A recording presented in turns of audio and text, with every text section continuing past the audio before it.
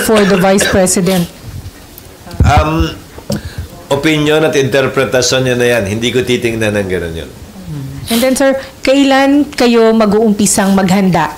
Kailan yung dapat na mag-uumpisang maghanda ang Senate sa impeachment trial? Pag naihain na sa amin. Dahil pag naihain na sa amin, may proseso pa rin naman kami kailangan pagdaanan. Mga 2 hanggang 3 linggo yung prosesong yon. So may sapat na panahon.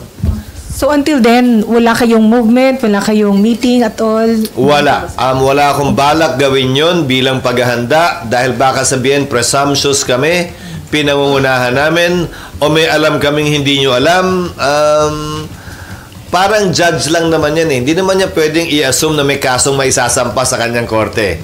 Gagalaw at action lamang siya pag meron na. In fact, when we started our respective terms in 2022, hindi naman, bagaman bahagi ng trabaho namin, hindi naman